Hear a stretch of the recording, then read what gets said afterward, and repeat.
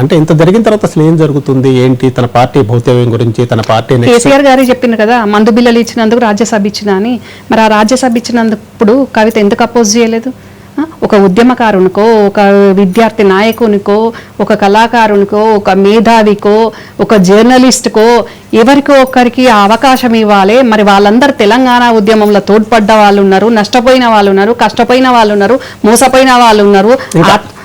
Interview చివరికి వచ్చినప్పుడు మీరు ప్రశ్నలకు సమాధానాలు. హరీష్ రావు ట్రబుల్ షూటర్ కాదు డబుల్ షూటర్ అన్నారు, దాని మీద మీ అభిప్రాయం? డబుల్ షూటర్ అనలేదండి, బబుల్ షూటర్ అంది. బబుల్ షూటర్, డబుల్ అనలేదు, బబుల్ షూటర్ అంది. దాని మీద మీ అభిప్రాయం?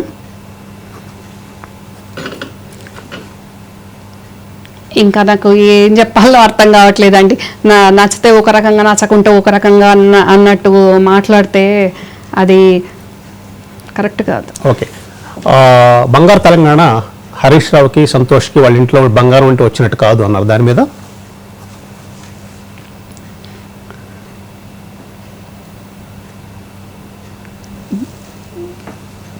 బంగారు అంటే ఇక్కడ ఎవరికి బంగారం లేనట్టు? మనం బంగారు తెలంగాణ చేస్తామని చెప్పి ఎందరి బతుకులు బర్బాజ్ అయిపోతే మనం కళ్ళతో చూస్తున్న మౌనంగా ఉండిపోయి ఈరోజు వాళ్ళ ఇళ్లలో బంగారం ఉంది అని మాట్లాడితే చెప్పారు కదా తన పార్టీ నడిపే స్తోమత సమర్థత అన్ని సమకూర్చుకున్నారని. తనకి పదవుల మీద ఆశ లేదన్నారు, అందుకే వదిలేస్తున్నాను ఎమ్మెల్సీ అన్నారు. అది ఎప్పుడు వదిలాలా? పార్టీ నుంచి సస్పెండ్ చేశాక ఆశ ఉందా లేదా? నేను అదే చెప్తున్నాను సార్, పదవి మీద ఆశ లేకుంటే గత 3 నెలల నుంచి జరుగుతున్న ఈ సినారియోలో కవిత ఎప్పుడైతే బీసీ వాదం అని ఎత్తుకెత్తుకుందో అప్పుడు అధికారంలో ఉండి ఒక ముఖ్యమంత్రి కూతురు ఉండి ఒక ఎంపీ ఉండి ఓడిపోయి ఎమ్మెల్సీగా తీసుకున్న కవిత అప్పుడు బీసీ వాదాన్ని కేసీఆర్ గారు బీసీ పర్సెంటేజ్ని తగ్గిస్తున్నప్పుడు అప్పుడు విభేదించాల్సింది ఉండే, అప్పుడు ప్రశ్నించాల్సింది ఉండే, అప్పుడు బీసీ వాదాన్ని ఎత్తుకెత్తుకోవాల్సింది. కానీ అప్పుడు మాట్లాడకుండా పోని అది నచ్చలేదు, నువ్వు బీసీ వాదాన్ని ఎత్తుకెత్తుకున్నావు, మా పార్టీ చేస్తున్నప్పుడు నువ్వు ఎత్తుకెత్తుకున్నావు హైజాక్ చేయడానికి, మరి అప్పుడు ఎందుకు రిజైన్ చేయలేదు? అప్పుడు రిజైన్ చేయాలి కదా. ఇప్పుడు సస్పెండ్ చేశాక రిజైన్ చేయడం ఏంటి? అంటే ఇక్కడ పదవికాంక్ష ఉందా లేదా? ఇంకొకటి ఏం చేశారంటే ఈ పోచంపల్లి శ్రీనివాసరెడ్డి అనే ఆయనతో కలిసి 750 కోట్ల రూపాయలతో విల్లాలు వేస్తున్నారు అని చెప్పారు, అది నిజమా?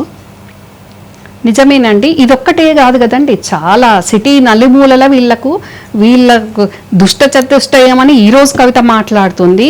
ఈ దుష్ట చతుష్టయంలో హరీష్ అంటే నేనేం హరీష్ను సపోర్ట్ చేస్తున్నాను కాదు, ఇదే పోచంపల్లి శ్రీనివాసరెడ్డి, ఇదే సంతోష్, ఇదే కవిత, ఇంకొక వ్యక్తి ఈ లిక్కర్ స్కామ్లో ఉన్న శ్రీనివాసరావు, సంతోష్ లిక్కర్ స్కామ్లో ఉన్న శ్రీనివాసరావు, పోచంపల్లి శ్రీనివాసరెడ్డి, వాళ్ళు ముగ్గురు కూడా క్లోజ్ ఫ్రెండ్స్, క్లాస్మేట్స్. సంతోష్ బినామీలు, సంతోష్ వెనక ముందు ఉండి నడిపేవాళ్ళు.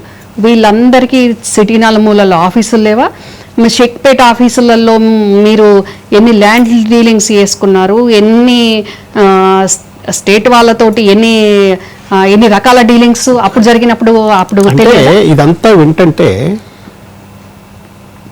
అది టీఆర్ఎస్ అవ్వచ్చు, బీఆర్ఎస్ అవ్వచ్చు, బంగారు తెలంగాణకు తెచ్చారా లేకపోతే కుటుంబానికి తెచ్చుకున్నారా? ఇంకొక విషయం సార్, నేను 2023 ఎలక్షన్కు ముందు నేను సోమాజిగూడ ప్రెస్ క్లబ్లో ప్రెస్ మీట్ కూడా పెట్టాను. 39 ఎకరాల ల్యాండ్ బుద్వేల్లో, ఆ ల్యాండ్ను టీఆర్ఎస్ గవర్నమెంట్ రాగానే అప్పుడు ఇంటెలిజెన్స్లో ఐజీ ఉన్న కిషన్ రావు గారు, ఎస్పీ కిషన్ రావు గారు, వారు ప్రభుత్వానికి చెడ్డ పేరు వస్తుంది అని చెప్పినా కూడా వినకుండా ఇదే సంతోష్, ఇదే లిక్కర్ స్కామ్లో ఉన్న శ్రీనివాసరావు, వాళ్ళ బావ, వీళ్ళందరూ కలిసి అన్యాయంగా అక్కడ గుడిసెలు ఒక చిన్న మసీదు ఉంటే గొలగొట్టి గుడిసెలు వేసుకున్న వాళ్ళని రాత్రికి రాత్రి 2 బస్సులు పెట్టి వికారాబాద్ అడవుల్లో వేసి ఆ 39 ఎకరాల ల్యాండ్ను రేరా పర్మిషన్ లేదు, ఏ పర్మిషన్ లేకుండా ఆర్డీఓలను చేంజ్ చేసి ఈ రోజు ఒక్కొక్క విల్లా 40 కోట్లు అమ్ముకుంటున్నారు. అందులో ఈ రోజు పోచంపల్లి శ్రీనివాసరెడ్డి లేడా, సంతోష్ లేడా, ప్రతి ఒక్కరు ఉన్నారు కదండి. మరి అవన్నీ అప్పుడు కవిత పదవులు అనుభవించారు, కబ్జాలు చేశారు, భూములు. ఇప్పుడు 700 కోట్లు మాట్లాడుతుంది, అది 1500 కోట్ల సార్, అది 1500 కోట్లు విల్లాలు వేశారు. మరి దాని మీద నేను మాట్లాడానండి. తెలంగాణ అభివృద్ధి ఎక్కడ చేశారు మరి?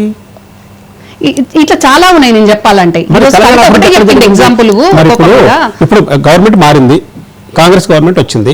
కాంగ్రెస్ గవర్నమెంట్ వచ్చిన తర్వాత ఇప్పుడు మరలా వీళ్ళు అధికారంలోకి రావాలి. మరి ఇట్లాంటివన్నీ మోటేసుకొని వెళ్తే ఎక్కడ ఫైట్ చేయగలరు? అది నన్ను అడుగుతారు ఏంటండి, బీఆర్ఎస్ వాళ్ళని అడగాలి. అది సేమ్ బ్లడ్ కదండి. సేమ్ బ్లడ్ అయితే నేను ఉంది ఇప్పుడు కాంగ్రెస్ కుటుంబంలో ఉన్నాను. కాంగ్రెస్ లో ఉన్నారు. అసలు ఇదేంటి, ఏం జరిగింది, ఇదంతా ఏంటి అసలు? ఇదంతా ఇంత అవినీతి, లేకపోతే ఇంత అధికారం కోసం పోరాటము, ఇదంతా జరుగుతున్నప్పుడు వాళ్ళకి ఇంకేం కావాలి? ఏం సాధిద్దామని, ఏం చేద్దామని? అది కాదు సార్, అధికారంతో ఎన్నో అక్రమాలు సంతోష్ చేసింది వాస్తవం. సంతోష్కు వెన్నుదన్ను కవిత ఉన్నది వాస్తవం. నా ఫ్రెండ్ బాబాయి రిటైర్డ్ డిఎస్పీ బెడ్ రీడ్ ఉంటే ఆయన్ని ఫిలిం నగర్ ప్రాపర్టీ మీ పక్కనే ఫిలిం నగర్ ప్రాపర్టీలో రిటైర్డ్ అయిన డిఎస్పీని బెడ్ రీడ్ ఉన్నవాడిని బెడ్ తీసుకొని పోయి రిజిస్ట్రేషన్లు కర్మ సిద్ధాంతాన్ని నమ్ముతా అన్నారు కవిత ఇవాళ లాస్ట్లో. నేను కర్మ సిద్ధాంతాన్ని నమ్ముతాను, ఇది కలికాలంలో అబద్ధాలు చెప్పేవారు మాటలే నమ్ముతారు అన్నారు. దాని మీద మీ వ్యాఖ్యానం చేస్తే మనం డిబేట్ ముగించవచ్చు. డెఫినెట్గా అది అందరికీ వర్తిస్తుందండి. కర్మ సిద్ధాంతం అనేది వెనక్కి వచ్చిందంటారా? వెనక్కి వచ్చింది, ముందుకు కూడా ఉంటుంది. ఏముండొచ్చు? ఎవరైనా మునిగిపోవచ్చు దాంట్లో, ఎవరైనా కట్టప్పలు కావచ్చు. ఈ మొత్తంలో తెలంగాణ ప్రజలు ఎక్కడ ఉన్నారు? తెలంగాణలో ఉన్నారు పాపం. ఓకే అండి, thank you for coming to the debate and answering all our questions. ఇదే విధంగా ప్రజలని పట్టించుకోని ప్రభుత్వాలు, పార్టీలు